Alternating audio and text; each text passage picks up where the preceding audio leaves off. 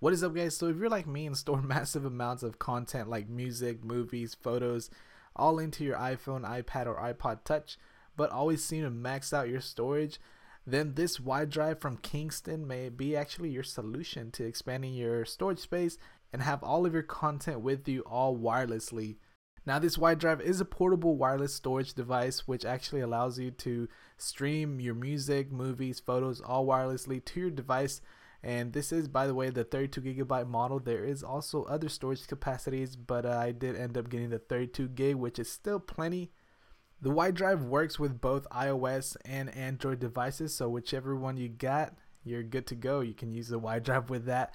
So let's go ahead and do a quick unboxing of this and see what we got in the box of the wide drive. Opening up, we do have, of course, our wide drive right here.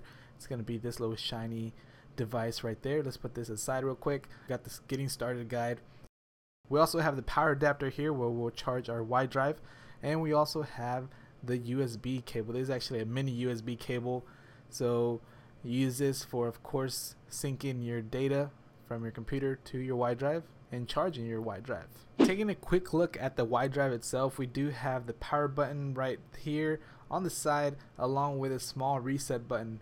Towards the top, we have the mini USB port so you can transfer your data or charge your wide drive. Now, when turning on your wide drive, we do have the power button that lights up green when it is actually more than halfway charged, and it will actually turn red if it's below halfway of a charge. So we also have two blue indicator lights here where the globe icon and the Wi-Fi signal icon is. When we do have a connection, those do start blinking, so you'll know that there is a connection. As for the feel of the wide drive, it is actually very lightweight and kind of feels like it's hollow inside. The casing does feel a little cheap though, but I wanted to compare the size to my iPhone 4S and give you kind of an idea of how tall and wide it is. It is actually fairly small and making it very, very portable. Let's go ahead and test this bad boy out by connecting it to our computer real quick. Now, once it is connected to your computer, the power light indicator will begin to flash, so that way you'll know it is connected and it is working. Importing your music, movies, and photos is very easy. Once you do open up your wide drive on your computer, you will have your music, movies, and photos folder, and you just simply drag and drop your content into there.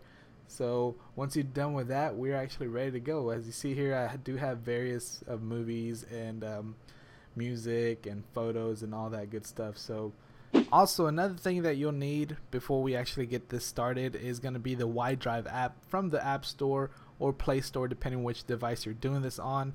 Once you do download the wide drive app, we'll simply go into settings here, and then we'll go into our Wi-Fi connection, and we'll actually have to maybe turn this on and off, just kind of refreshing it, and then we'll get the wide drive connection here in a second. So once you do see the wide drive connection, go ahead and press on that and you'll simply connect to the wide drive.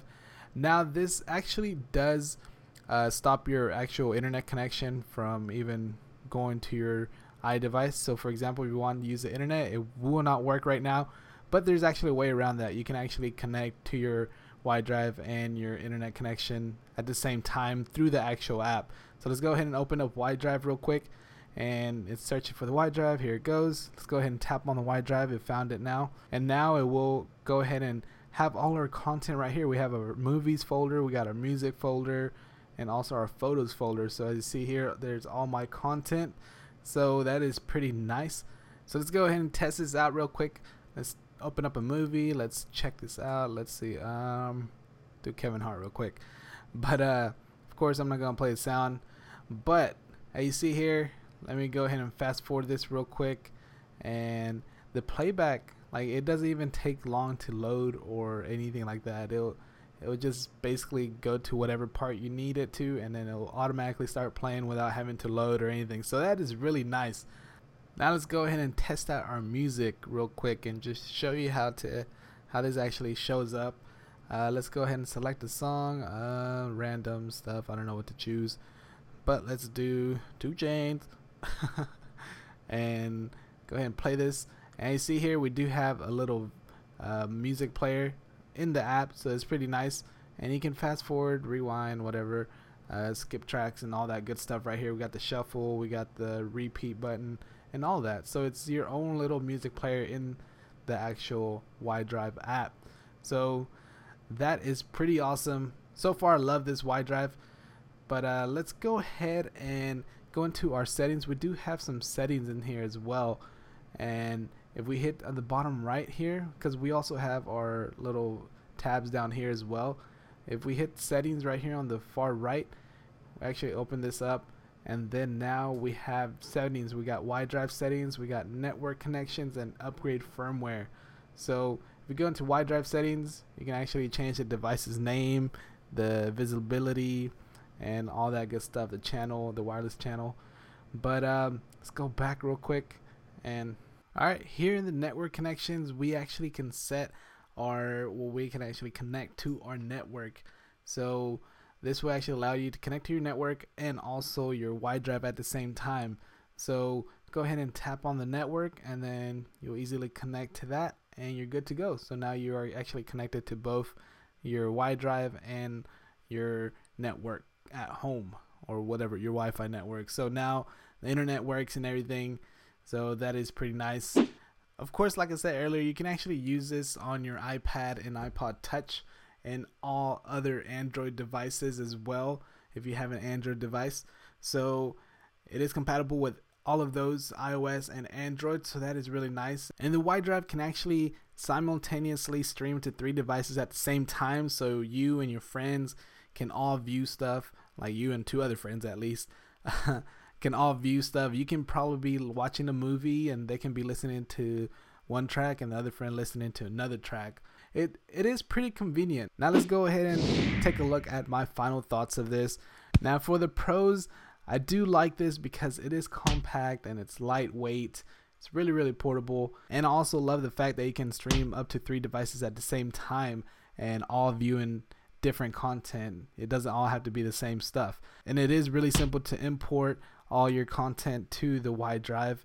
As for the cons, it is actually fairly expensive. It's around the $130 price point ish, so depending where you get it. But also another con is the battery life. The battery life is not as long as you would want it to be. Probably lasted me a couple hours, not even, probably like 2 or 3 with constant streaming, especially when you do like 2 devices and stuff. Of course, video streaming will decrease your battery life on your device as well. So if you do that, you won't have much battery life to actually use this. But overall, the Kingston Y-Drive is a pretty awesome device.